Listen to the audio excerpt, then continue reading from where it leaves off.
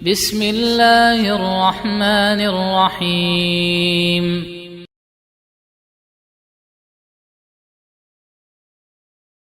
السلام عليكم ورحمة الله وبركاته. الحمد لله حمدا كثيرا طيبا مباركا فيه مباركا عليه كما يحب ربنا ويرضاه.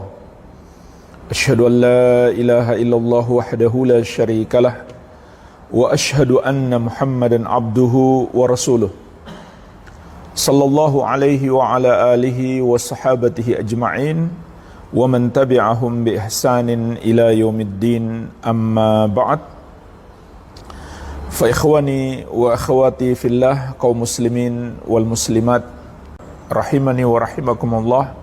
Semoga Allah Azza wa Jalla senantiasa mencurahkan rahmatnya kepada kita sekalian. InsyaAllah ta'ala kita akan lanjutkan pembahasan Tauhid yang kita ringkas dari Al-Mulakhas fi Syarhi Kitab Tauhid li Fadilati Syekh Al-Allamah Profesor Dr. Saleh bin Fauzan Hafidhahullah Ta'ala. Kita masih dalam pembahasan tentang keutamaan Tauhid dan dosa-dosa yang diampunkan dengan sebab Tauhid. Memasuki dalil yang kedua, penulis rahimahullahu ta'ala berkata, An Ubadah bin Samiti radhiyallahu anhu, dari sahabat yang mulia Ubadah bin As-Samit. Beliau adalah seorang sahabat yang masyhur, berasal dari kaum Ansar, dan beliau termasuk peserta perang Badar. Dan para sahabat yang mengikuti perang Badar memiliki keutamaan khusus. Di antaranya, di dalam hadis qudsi Allah Subhanahu wa ta'ala berfirman kepada para peserta perang Badar, I'malu ma syi'tum faqad ghafartu lakum. Lakukan atau amalkan semau kalian, sungguh aku telah mengampuni kalian. Subhanallah. Jadi para sahabat peserta perang Badar itu dosa-dosa mereka sudah diampuni oleh Allah, yang telah lalu maupun yang akan datang saat mereka masih hidup. Ya. Maka perawi hadis ini Ubadah bin As-Samit radhiyallahu anhu termasuk peserta perang Badar. Beliau wafat di Romlah tahun 34 Hijriah. Ketika itu umur beliau sudah 72 tahun. Radhiyallahu anhu, semoga Allah meridai beliau. Qala, beliau berkata, Qala Rasulullah sallallahu alaihi wa ala alihi wasallam. Rasulullah sallallahu alaihi wasallam bersabda, Man syahida an la ilaha illallah, barang siapa yang bersyahadat la ilaha illallah wahdahu la syarikalah,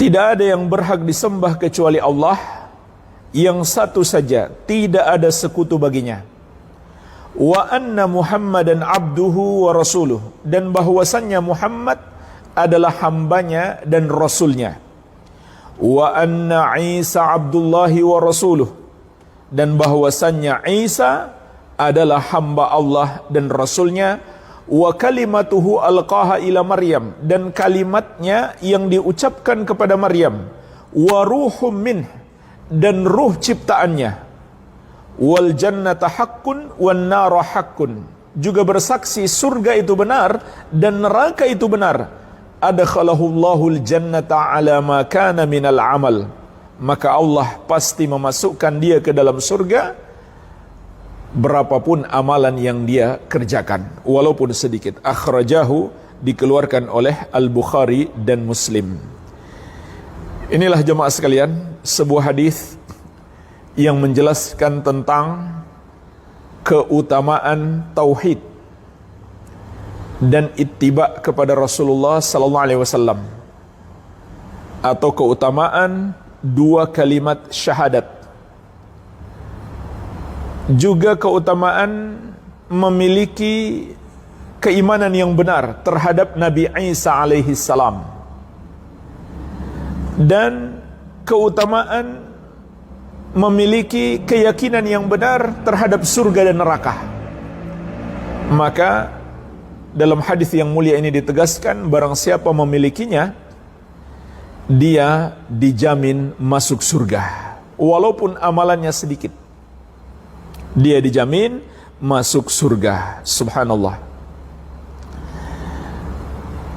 Jadi jamaah sekalian, hadis ini menunjukkan keutamaan-keutamaan yang sangat besar bagi orang yang memiliki keyakinan yang benar. Oleh karena itu, sebelum kita menyebutkan pelajaran yang bisa kita petik dari hadis ini, kita akan bahas terlebih dahulu secara lebih detail tentang dua kalimat syahadat agar kita bisa menggapai keutamaannya. Karena tentu menggapai keutamaannya, yaitu masuk surga dengan dua kalimat syahadat, tidak cukup hanya diucapkan saja, tetapi harus dipahami dengan baik, diyakini kebenarannya, dan diamalkan dalam hidup kita sampai kita berpisah dengan kehidupan dunia ini. Maka jemaah sekalian, ini akan kita bahas lebih detail insyaallah ta'ala tentang dua kalimat syahadat. Syahadat itu sendiri berasal dari kata syahidah. Mungkin kalau kita terjemahkan bersaksi, tapi secara bahasa dan secara syariat maknanya lebih dalam. Secara bahasa, syahadat itu adalah ayyukhbira bima ra'a wa an yukirra bima alimah.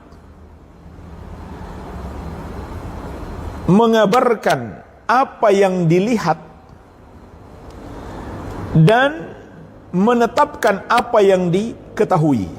Inilah jemaah sekalian makna syahadat. Makna bersaksi secara bahasa. Orang yang bersyahadat atau bersaksi adalah yang mengabarkan sesuatu yang telah dia lihat. Artinya dia tahu itu benar, sehingga dia berani mengabarkan. Dan menetapkan apa yang dia ketahui. Artinya dia ketahui itu pasti benar, sehingga dia tetapkan sebagai keyakinan dirinya. Baik, ini secara bahasa. Adapun secara syariat, Asy-Syaikh Al-Allamah Abdurrahman bin Hasan rahimahumallahu ta'ala menjelaskan, man syahida an la ilaha illallah ay man takallama biha arifan limaknaha. Orang yang bersyahadat la ilaha illallah adalah orang yang mengucapkannya dalam keadaan dia mengetahui artinya, amilan bimuqtadaha, serta mengamalkan konsekuensinya, batinan wa zahiran, secara batin maupun secara zahir. Secara batin dia yakini kebenarannya, secara zahir dia amalkan maknanya. Fala budda fi syahadatain minal ilmi wal yaqini wal amali bimadluliha. Oleh karena itu, dalam dua kalimat syahadat harus ada ilmu, keyakinan, dan amalan terhadap konsekuensinya atau maknanya. Jadi jemaah sekalian, inilah makna syahadat la ilaha illallah. Kesimpulannya, syahadat itu harus terpenuhi padanya 4. Yang pertama, ilmu tentang maknanya. Harus tahu artinya apa. Kalau diucapkan saja tanpa memahami maknanya, ya nggak ada gunanya. Yang kedua, meyakini kebenarannya. Kalau seseorang sudah tahu tapi tidak meyakini kebenarannya, masih ragu misalkan atau mengingkari, maka tidak sah syahadatnya. Yang ketiga, mengucapkannya. Bagi yang mampu mengucapkannya, harus dia ucapkan. Yang keempat, mengamalkan makna yang terkandung di dalamnya. Baik, ini jemaah sekalian, definisi syahadat. Apa yang harus ada dalam sebuah syahadat. Nah, sekarang mari kita lihat La ilaha illallah. Apa maknanya? Dan apa rukunnya? Serta apa syarat-syaratnya? Baik, jemaah sekalian, para ulama ahlus sunnati wal jamaah menjelaskan, menurut bahasa Arab dan menurut syariat, kalimat la ilaha illallah maknanya adalah la ma'budah haqqun illallah. Tidak ada yang berhak disembah kecuali Allah Subhanahu wa ta'ala. Tidak ada yang berhak disembah kecuali Allah Subhanahu wa ta'ala. Dan Allah tegaskan makna ini dalam banyak ayat, di antaranya dalam surat Al-Hajj ayat ke-62 dan surat Luqman ayat ke-30. Dzalika bi anna Allaha huwal haqq wa anna ma yad'una min dunihi huwal batil wa anna Allaha huwal aliyyul kabir. Dialah Allah, sesembahan yang hak, sesembahan yang benar. Dan yang mereka sembah selain dia, atau yang mereka anggap Tuhan yang layak disembah selain dia, adalah batil, salah, tidak benar. Jadi jemaah sekalian, ini penegasan dari Allah Tabaraka wa Ta'ala. Hanya dia sesembahan yang benar. Semua yang dituhankan atau disembah selain dia itu salah, tidak benar. Makanya kalau ada orang yang mengatakan nggak boleh menyalahkan yang mereka sembah selain Allah, atau agama mereka yang mengajarkan peribadahan kepada selain Allah, berarti dia mengingkari syahadat dan mengingkari ayat ini. Iya, na'udzubillah, tidak diragukan lagi itu adalah kekufuran. Kemudian Allah menjelaskan mengapa hanya dia yang berhak disembah. Wa anna Allaha huwal aliyyul kabir. Karena hanya dia yang maha tinggi lagi maha besar. Semua selain dia rendah lagi kecil. Maka jemaah sekalian, hanya dia yang layak disembah. Dan menyembah kepada selain dia adalah kesyirikan serta kebodohan. Kenapa syirik? Karena itu berarti menduakan Allah, menyamakan Allah dengan makhluk. Sebab hanya Allah yang berhak disembah. Makhluk tidak satupun yang berhak disembah. Kenapa itu kebodohan? Karena kita menyembah sesuatu yang rendah lagi kecil, dan juga sesuatu yang tidak bisa memberi apa-apa kepada kita, tidak menciptakan kita, tidak menguasai kita, tidak mengatur seluruh urusan kita dan seluruh alam ini. Maka menyembah kepada selain Allah atau menuhankan selain Allah adalah kesyirikan, dosa terbesar, dan juga kebodohan. Jadi jemaah sekalian, ini makna la ilaha illallah, la ma'budah haqqun illallah. Tidak ada yang berhak disembah kecuali Allah Subhanahu wa ta'ala. Dan rukunnya ada dua. Rukun la ilaha illallah itu ada dua. Rukun yang pertama an-nafyu, yang terkandung di dalam la ilaha. Sedangkan rukun yang kedua adalah al-itsbat, yang terkandung di dalam illallah. An-nafyu itu maknanya adalah pengingkaran terhadap semua yang disembah selain Allah. Jadi ketika kita mengucapkan la ilaha, berarti kita mengingkari, menyalahkan semua peribadahan kepada selain Allah Tabaraka wa Ta'ala. Kemudian al-itsbat adalah penetapan, yaitu penetapan keimanan kita bahwa Allah Subhanahu wa Ta'ala yang berhak disembah satu-satunya. Dan dalam hadis ini Nabi SAW menegaskan, la ilaha illallah wahdahu la syarikalah. La ilaha illallah wahdahu, tidak ada yang berhak disembah kecuali Allah wahdahu, yang satu saja. La syarikalah, tidak ada sekutu baginya. Tidak pantas satupun dipersekutukan dengan Allah Subhanahu wa ta'ala. Inilah jemaah sekalian, dua rukun la ilaha illallah, atau bisa juga kita sebut dua rukun tauhid.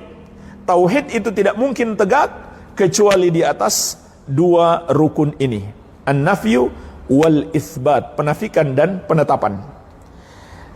Di antara dalilnya surat Al-Baqarah ayat 256. Allah Azza wa Jalla berfirman, "Faman yakfur bit-taghuti wa yu'min billahi faqad istamsaka bil urwatil wuthqa." Perhatikanlah jemaah sekalian ayat yang mulia ini. Kata Allah, "Faman yakfur bit-taghuti." Maka siapa yang kufur atau ingkar kepada tagut. Tagut itu maknanya semua yang disembah selain Allah Subhanahu wa ta'ala.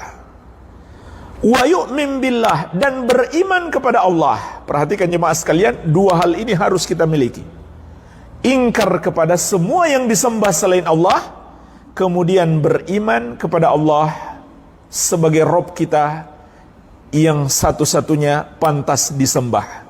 Maka siapa yang punya dua hal ini, kata Allah, faqad istamsaka bil urwatil wuthqa, sungguh dia telah berpegang dengan tali yang sangat kuat. Apa makna tali yang sangat kuat di sini jamaah sekalian? Sahabat yang mulia Ibnu Abbas radhiyallahu anhuma menerangkan, maknanya adalah kalimat la ilaha illallah. Inilah yang dimaksud tali yang sangat kuat. Jadi jamaah sekalian, ini dua rukun kalimat la ilaha illallah yang harus kita miliki. Ketika kita memiliki, mengamalkannya, maka kita berarti orang yang mentauhidkan Allah, yang mengamalkan syahadat la ilaha illallah. Baik. Kemudian syaratnya itu ada 7. Yang pertama ilmu, yaitu memahami arti la ilaha illallah. Yang kedua yakin, meyakini kebenarannya, tidak ada keraguan sedikit pun. Yang ketiga al-qabul, menerima, tidak menolak, tapi menerima dengan sepenuh hati kebenarannya dan makna yang terkandung di dalamnya. Yang keempat al-inqiyad, tunduk dan patuh, tidak menentang, tidak menyombongkan diri terhadapnya, tapi tunduk dan patuh. Kemudian yang kelima, as-sidqu, jujur lagi benar. Tidak seperti orang-orang munafik, mereka mengucapkan la ilaha illallah, tapi mereka tidak jujur dalam hatinya. Mereka dalam hatinya mengingkarinya. Kemudian yang keenam, ikhlas. Mengucapkannya dengan penuh keikhlasan, bukan karena mengharapkan pujian manusia. Kemudian yang ketujuh adalah al-mahabbah, mencintai kalimat ini, tidak membencinya. Inilah jemaah sekalian 7 syarat kalimat la ilaha illallah. Maka kita telah membahas secara singkat makna, rukun dan syarat la ilaha illallah. Baik. Kemudian yang berikutnya Muhammadur Rasulullah. Syahadat Muhammadur Rasulullah. Apa maknanya? Asy-Syaikh Ibnu Utsaimin rahimahullah dalam syarah Thalatsatul Usul menjelaskan, makna syahadati anna Muhammadar Rasulullah huwal iqraru bil lisan wal imanu bil qalbi bi anna Muhammad ibn Abdullah al-Qurashi al-Hashimi Rasulullahi ila jami'il khalqi minal jinni wal insi. Makna syahadat Muhammad Rasulullah adalah berikrar dengan lisan dan beriman dengan hati bahwasannya Muhammad bin Abdullah yang berasal dari suku Quraisy, dari Bani Hashim, adalah utusan Allah kepada seluruh makhluk dari kalangan jin dan manusia. Inilah jemaah sekalian makna syahadat Muhammad Rasulullah. Kita berikrar dengan lisan dan beriman dengan hati kita bahwasannya Muhammad bin Abdullah, Nabi kita yang mulia Muhammad sallallahu alaihi wa ala alihi wasallam, yang berasal dari suku Quraisy, dari Bani Hashim. Jadi bukan Muhammad yang lain. Kita imani bahwasannya beliau adalah utusan Allah kepada seluruh makhluk, baik itu jin maupun manusia. Dan itu berlaku sejak beliau diutus sampai hari kiamat. Dan kepada manusia di seluruh negeri wajib untuk mengikuti syariat beliau. Bukan hanya bangsa Arab, tapi di seluruh negeri sejak beliau diutus sampai hari kiamat tidak boleh lepas sedikit pun dari syariat beliau. Baik, ini jemaah sekalian makna syahadat Muhammad Rasulullah. Para ulama juga menyebutkan syahadat Muhammad Rasulullah mengandung dua rukun.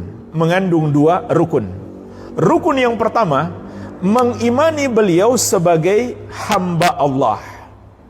Artinya beliau sama seperti kita, manusia biasa yang tidak layak dipersekutukan dengan Allah, yang tidak bisa kita persembahkan ibadah kita atau kita tujukan doa dan permohonan kita. Beliau bukan yang maha mendengar, bukan yang maha mampu mengabulkan doa kita. Tidak layak dipersekutukan dengan Allah subhanahu wa ta'ala. Karena beliau hanyalah manusia biasa. Tertimpa kepada beliau sebagaimana tertimpa kepada manusia biasa. Beliau jatuh sakit, beliau terluka, berdarah, bahkan pecah gigi beliau di perang Uhud. Dan beliau pun wafat. Beliau juga selama hidup butuh makan dan minum, dan membangun hubungan rumah tangga, berkeluarga, punya anak. Jadi sama seperti kita, makhluk yang tidak sepatutnya dipersekutukan dengan Allah tabaraka wa ta'ala. Ini rukun yang pertama. Rukun yang kedua, mengimani beliau sebagai utusan Allah. Walaupun beliau manusia biasa, tapi beliau adalah orang yang harus lebih kita cintai daripada seluruh manusia, bahkan dari orang tua kita sendiri dan anak kita sendiri. Dan harus selalu kita utamakan ucapan beliau, perintah beliau, daripada ucapan dan perintah manusia biasa. Harus selalu kita tunduk dan patuh sebagai konsekuensi keimanan kita kepada beliau sallallahu alaihi wasallam. Kenapa? Karena beliau adalah utusan Allah. Baik, jadi ini dua rukun. Beriman kepada Nabi Muhammad sallallahu alaihi wa ala alihi wasallam. Dan dua rukun ini yang membedakan kita dengan Yahudi dan Nasrani. Orang-orang Nasrani mencintai, memuliakan Nabi yang diutus kepada mereka, tapi dengan cara melampaui batas. Tidak lagi memperlakukan beliau sebagai manusia biasa. Mereka samakan beliau dengan Allah subhanahu wa ta'ala yang layak disembah. Sedangkan orang-orang Yahudi sebaliknya, mereka meremehkan para nabi mereka, memusuhi bahkan membunuh para nabi mereka, dan melecehkan ajaran-ajaran nabi mereka. Maka umat Islam di pertengahan, umat Islam mencintai dan memuliakan Nabi Muhammad SAW lebih daripada seluruh makhluk, tapi tidak menyamakan beliau dengan Allah subhanahu wa ta'ala. Umat Islam juga memuliakan dan tunduk patuh terhadap semua ajaran-ajaran Nabi Muhammad sallallahu alaihi wa ala alihi wasallam. Dan jemaah sekalian, dua rukun ini disebutkan dalam banyak ayat, diantaranya terkumpul dalam satu ayat, yaitu di akhir surat Al-Kahfi. Allah subhanahu wa ta'ala berfirman, Qul innama ana basyarum mithlukum yuha ilayya annama ilahukum ilahu wahid. Katakan wahai Muhammad, sampaikan kepada manusia, ana basyarum mithlukum, aku manusia seperti kalian. Perhatikan jemaah sekalian, seperti kita, nggak ada bedanya. Manusia biasa yang tidak layak disembah. Tetapi perhatikan lanjutan ayat, yuha ilayya annama ilahukum ilahu wahid. Diwahyukan kepadaku bahwasannya sesembahan kalian adalah sesembahan yang satu, yaitu Allah Subhanahu wa taala. Beliau mendapatkan wahyu, maka beliau sebagai rasul, kita harus imani beliau sebagai rasul, yang kita harus tunduk dan patuh kepada beliau sallallahu alaihi wasallam. Baik. Jadi inilah pembahasan makna, rukun dan konsekuensi syahadat Muhammad Rasulullah sallallahu alaihi wa ala alihi wasallam. Kemudian, apa konsekuensi dari syahadat ini? Para ulama menyebutkan ada 4 konsekuensi keimanan kita terhadap Muhammad Rasulullah, atau syahadat kita terhadap Muhammad Rasulullah. Maka kita harus memiliki 4 sebagai konsekuensinya. Yang pertama adalah ta'atuhu fima amar. Ta'atuhu fima amar. Menaati apa yang beliau perintahkan. Ini konsekuensi yang pertama. Kalau kita benar-benar mengimani beliau adalah Rasulullah, maka kita harus tunduk terhadap perintah beliau. Dan Allah telah menegaskan taat kepada Allah harus dengan taat kepada Rasul. Taat kepada Rasul berarti taat kepada Allah. Tidak taat kepada Rasul berarti tidak taat kepada Allah Subhanahu wa ta'ala. Dalam surat An-Nisa ayat 80, "May yuti'ir rasula faqad ata'allaha." Siapa yang menaati Rasul, maka dia telah menaati Allah. Jadi kalau enggak taat kepada Rasul, ya sama saja tidak taat kepada Allah Subhanahu wa ta'ala. Bahkan Allah tetapkan menaati Rasul adalah jalan kita mendapatkan hidayah. Sebagaimana dalam surat An-Nur ayat ke-54, wa in tuti'uhu tahtadu. Kalau kalian menaati Rasul, maka kalian akan mendapatkan hidayah. Ini konsekuensi yang pertama. Konsekuensi yang kedua, ijtinabu ma naha anhu wa zajar. Menjauhi apa yang beliau larang dan yang beliau ingatkan darinya. Ini yang kedua. Apa saja yang beliau larang, hendaklah kita tinggalkan. Sebagai konsekuensi keimanan kita kepada beliau sebagai utusan Allah Subhanahu wa ta'ala. Dan ini juga perintah Allah. Di antaranya di surat Al-Hasyr ayat ke-7. Wa ma atakumur rasulu fakhudhuhu wa ma nahakum anhu fantahu. Apa saja yang dibawa oleh Rasul, ambillah, amalkanlah. Dan apa saja yang beliau larang, tinggalkanlah. Jadi menjauhi apa yang dilarang oleh Rasulullah SAW sama saja menjauhi apa yang dilarang oleh Allah Subhanahu wa ta'ala. Kemudian konsekuensi yang ketiga adalah tasdiquhu fima akhbar. Membenarkan apa yang beliau kabarkan tentang apa yang terjadi di masa lalu ataupun yang akan terjadi di masa yang akan datang, apakah di dunia ini atau di akhirat. Maka konsekuensi keimanan kita bahwa beliau adalah Rasulullah, harus kita benarkan apa saja yang beliau kabarkan kepada kita. Kalau kita tidak mempercayai apa yang beliau kabarkan, maka kita bukan orang yang beriman kepada Rasulullah sallallahu alaihi wa ala alihi wasallam. Berarti batal syahadat kita, sehingga hilang keislaman kita. Dan jemaah sekalian, kenapa kita harus selalu beriman terhadap apa yang dikabarkan oleh Nabi sallallahu alaihi wasallam? Karena tidaklah yang beliau sampaikan kecuali wahyu. Dalam surat An-Najm ayat ketiga dan keempat, Allah menegaskan, wa ma yantiqu 'anil hawa in huwa illa wahyu yuha. Tidak ada yang beliau ucapkan berasal dari hawa nafsunya, melainkan wahyu yang diwahyukan kepadanya. Kemudian yang keempat, alla yu'badallahu illa bima syara'a. Tidak boleh menyembah Allah kecuali dengan syariat beliau sallallahu alaihi wa ala alihi wasallam. Jamaah sekalian, inilah ketetapan Allah sebagai konsekuensi keimanan kita kepada Nabi Muhammad sallallahu alaihi wasallam, maka kita tidak boleh beribadah kepada Allah kecuali dengan syariat beliau. Kalau kita beribadah kepada Allah dengan cara yang tidak beliau contohkan, maka amalan itu tertolak. Karena itu bukan amal soleh.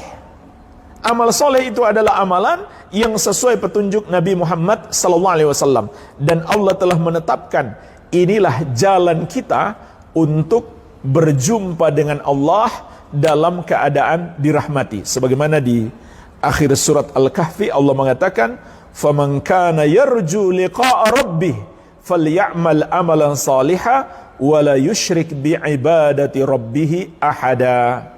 Maka siapa yang mengharapkan perjumpaan dengan Rabb-nya, yaitu perjumpaan dalam keadaan dirahmati, bukan dimurkai, maka hendaklah dia melakukan amal soleh dan tidak mempersekutukan Allah sedikit pun dalam beribadah kepadanya. Jadi Allah tetapkan dalam ayat ini 2 syarat untuk berjumpa dengannya dalam keadaan dirahmati.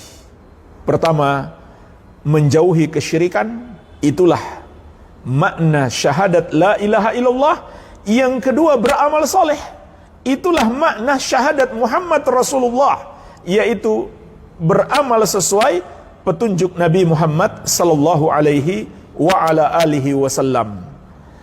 Dan apabila kita melakukan amalan tidak sesuai petunjuk Nabi sallallahu alaihi wasallam, maka amalan itu tertolak karena itu bukan amal soleh.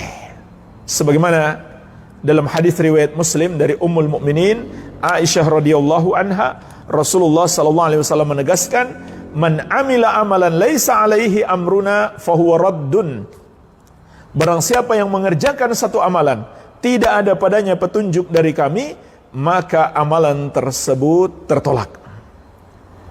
Kenapa jemaah sekalian amalan tersebut tidak diterima oleh Allah kalau tidak sesuai petunjuk Nabi sallallahu alaihi wasallam? Karena itu bukan amal soleh. Yang Allah tetapkan sebagai amal soleh apabila sesuai petunjuk Nabi Muhammad sallallahu alaihi wa ala alihi wasallam. Inilah 4 konsekuensi keimanan kita kepada Rasulullah sallallahu alaihi wa ala alihi wasallam. Jadi jemaah sekalian, ini 2 terpenting yang harus kita miliki untuk bisa masuk surga. Baik. Sekarang kita petik pelajaran dari hadis Ubadah bin Samit ini dari penjelasan Asy-Syaikh Al-Allamah Profesor Dr. Shalih Al-Fauzan hafizahullahu taala. Beliau menyebutkan dalam hadis ini ada 5 pelajaran yang bisa kita petik. Yang pertama adalah fadlu tauhidi wa anna Allah yukaffiru bihi adz-dzunuba. Keutamaan tauhid dan bahwasanya Allah mengampuni dengan sebab tauhid dosa-dosa kita. Karena dalam hadis ini Allah sebutkan pertama sekali kewajiban mentauhidkannya, yaitu bersyahadat la ilaha illallah wahdahu la syarikalah. Dan Allah jamin siapa yang memilikinya dia akan masuk surga. Berarti dengan sebab itu dosa-dosanya akan diampuni oleh Allah Subhanahu wa taala. Bahkan Nabi SAW menegaskan dalam hadis ini, walaupun amalannya sedikit, dan itu juga bermakna walaupun dosanya banyak, tapi dengan sebab tauhid Allah mengampuni dosa-dosanya tersebut. Pelajaran yang kedua, si'atu fadlillahi wa ihsanihi subhanahu wa ta'ala. Luasnya anugerah Allah dan perbuatan baiknya kepada kita, yaitu dengan amalan-amalan ini Allah anugerahkan kepada kita surga yang penuh dengan kenikmatan. Ini menunjukkan luasnya anugerah Allah. Bahkan ditegaskan dalam hadis ini, walaupun amalan kita sedikit, tapi karena anugerah Allah itu sangat luas dan Allah suka berbuat baik kepada hamba-hambanya, walaupun amal kita sedikit dibalas berlipat ganda. Pelajaran yang ketiga, wujubu tajannubil ifrati wat tafriti fi haqqil anbiya'i was salihin. Kewajiban menjauhi sifat ifrat wat tafrit, berlebihan dan meremehkan pada hak nabi-nabi dan orang-orang saleh. Fala najhadu fadlahum wala naglu fihim. Maka kita tidak boleh mengingkari keutamaan para nabi, namun kita juga tidak boleh berlebih-lebihan terhadap para nabi dan rasul. Fanasrifa lahum syai'an minal ibadah, sampai kita persembahkan kepada mereka satu bentuk ibadah, kama yaf'alu ba'dul juhal wad dullal, sebagaimana dilakukan oleh sebagian orang-orang bodoh dan orang-orang yang tersesat. Jadi jemaah sekalian, ini dua kutub ekstrim yang harus kita jauhi dalam keimanan terhadap para nabi dan rasul, begitu pula dalam pemuliaan terhadap orang-orang soleh. Jauhi dua kutub ekstrim ini, maka kita selamat. Yang pertama adalah al-ifrat, berlebih-lebihan, gulu dalam mencintai dan memuliakan para nabi dan orang-orang saleh. Inilah yang dilakukan oleh umat Nasrani terhadap nabi mereka, sampai mereka samakan nabi yang diutus kepada mereka dengan Allah Subhanahu wa taala. Padahal nabi itu mengajak mereka menyembah hanya kepada Allah, bukan menyembah beliau alaihi salam. Jadi hati-hati, termasuk kita memperlakukan orang soleh seakan-akan dia maha mendengar. Bahkan walaupun dia sudah wafat, kita bisa memanggilnya, berdoa kepadanya, dia bisa teruskan kepada Allah, atau bahkan dia yang bisa mengabulkan. Ini semuanya adalah syirik, berlebih-lebihan terhadap orang-orang soleh. Kemudian yang kedua yang harus kita hindari adalah at-tafrid, sifat meremehkan, memusuhi, melecehkan para nabi dan orang-orang soleh. Jamaah sekalian, kalau memusuhi para nabi dan rasul dan juga para sahabat, itu adalah sampai tingkat kekufuran.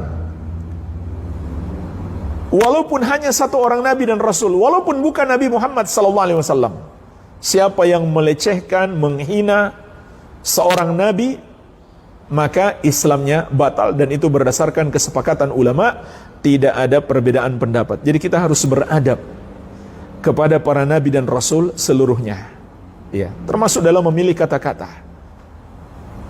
Sebagian orang kurang memiliki adab yang baik, walaupun terkadang mereka menyerukan manusia supaya memiliki akhlak mulia, adab kata mereka, tapi kepada para nabi mereka tidak beradab. Seperti mereka katakan, misalkan Nabi Musa itu adalah premannya para nabi. Na'udzubillah, ini ucapan kufur, ini adalah ucapan kekufuran, menghina seorang nabi. Iya. Jadi ini bahaya besar. Begitu pula menghina para sahabat Nabi Muhammad sallallahu alaihi wasallam yang telah Allah puji dan Allah muliakan dalam Al-Qur'an. Ini juga kekufuran, karena sama saja dia mengingkari ayat-ayat dan hadis yang memuliakan mereka.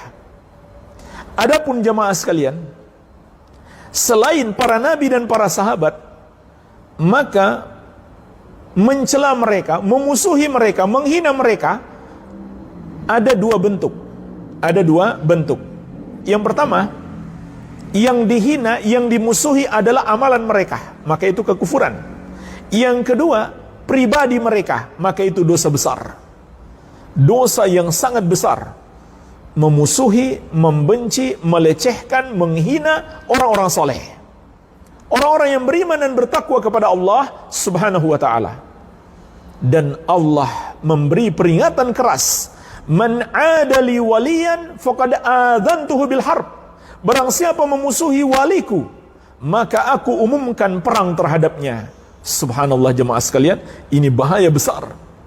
Orang-orang yang memusuhi, melecehkan, menghina para wali Allah Subhanahu wa ta'ala. Dan ini banyak. Apakah karena mereka punya kekuasaan, punya jabatan, atau punya pengaruh, punya kekayaan, sehingga dengan itu mereka zolimi wali-wali Allah Subhanahu wa ta'ala? Atau mereka punya medsos, punya media-media, kebetulan banyak ditonton orang, mereka pun menyebarkan ujaran-ujaran kebencian terhadap para wali Allah Subhanahu wa ta'ala. Ini jemaah sekalian bahaya besar. Sama saja orang itu menantang perang kepada Allah. Subhanallah, man adali waliyan faqad adzantuhu bil harb. Kata Allah, barang siapa memusuhi waliku, maka aku umumkan perang terhadapnya. Tapi jemaah sekalian, siapa yang dimaksud dengan wali Allah? Maka Allah telah jelaskan sendiri di surat Yunus ayat ke-63, alladzina amanu wa kanu yattaqun. Wali-wali Allah itu adalah orang yang beriman dan bertakwa, orang yang mentauhidkan Allah dan mengikuti sunnah Nabi Muhammad sallallahu alaihi wasallam. Bukan orang-orang yang berbuat syirik dan bid'ah, bukan orang-orang yang menimbulkan kekacauan, keributan, kericuhan di tengah-tengah masyarakat, bukan orang-orang yang menyebabkan pertikaian, peperangan antara sesama muslim. Apakah sesama masyarakat atau masyarakat dengan aparat dan pemerintah yang memprovokasi masyarakat untuk membenci dan bertikai dengan aparat-aparat atau sesama muslim? Itu bukan sifat wali-wali Allah subhanahu wa ta'ala. Iya.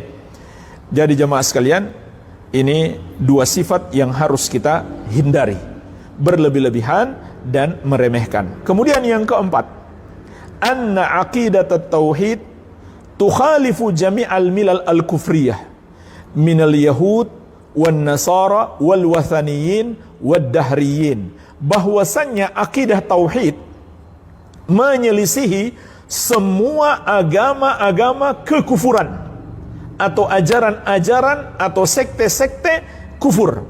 Apakah Yahudi, Nasrani, wathaniyin, para penyembah berhala, dan ad-dahriyin, orang-orang yang tidak beriman dengan hari akhirat. Ini di antara pelajaran yang sangat penting. Keyakinan terhadap tauhid itu menyelisihi semua golongan-golongan selain Islam, golongan-golongan kufur. Kita bisa memetik pelajaran dari hadis ini, 4 golongan kufur yang harus kita selisihi ajaran mereka karena termasuk kesyirikan dan kekufuran. Yang pertama, Yahudi. Yahudi yang memusuhi para nabi dan rasul, bahkan membunuh para nabi dan rasul dan mencoba untuk membunuh Nabi Isa alaihi salam.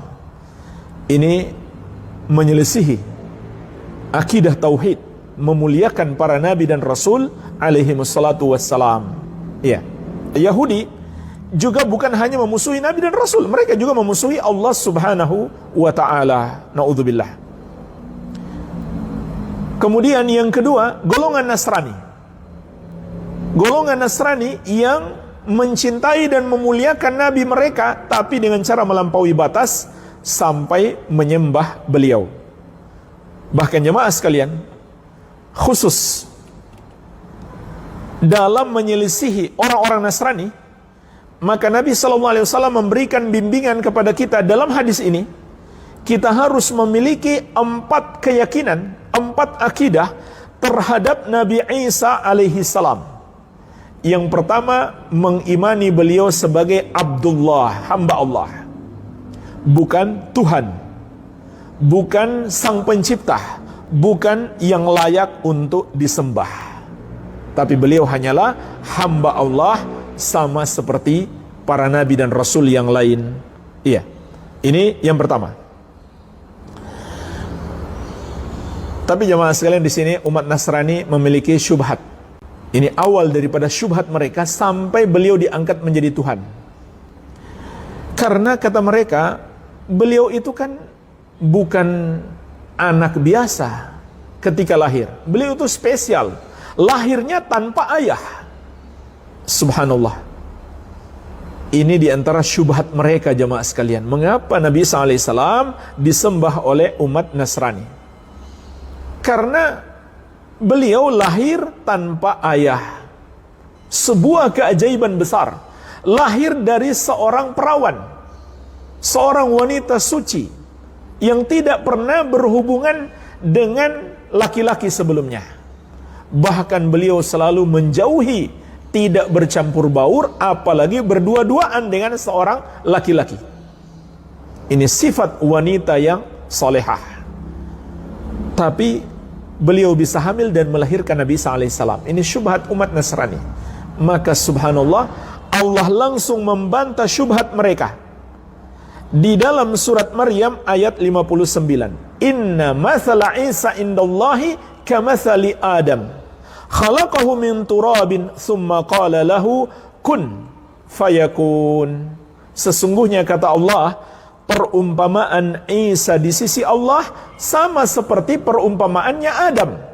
Allah ciptakan Adam dari tanah, kemudian Allah katakan kun, jadilah.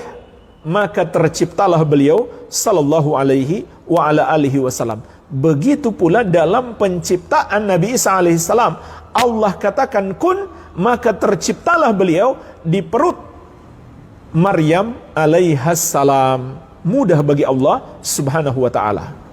Bahkan kalau dilihat dari sisi beliau tidak memiliki ayah tapi memiliki ibu, maka Nabi Adam lebih dahsyat lagi. Nabi Adam bahkan tanpa ayah dan tanpa ibu sekaligus. Jadi seandainya beliau layak dijadikan Tuhan atau disembah karena tidak punya ayah ketika lahir, maka Nabi Adam lebih layak kalau begitu. Karena beliau bukan hanya tidak punya ayah, sekaligus beliau tidak punya ibu. Iya. Jadi subhanallah, Allah langsung yang membantah mereka. Ali Imran ayat 59. Iya. Maka ini yang pertama. Yang kedua, kita imani beliau sebagai utusan Allah. Walaupun beliau hamba Allah, tapi beliau juga utusan Allah yang harus dimuliakan. Maka jemaah sekalian, umat Islam adalah umat yang mencintai dan memuliakan Nabi Isa alaihissalam.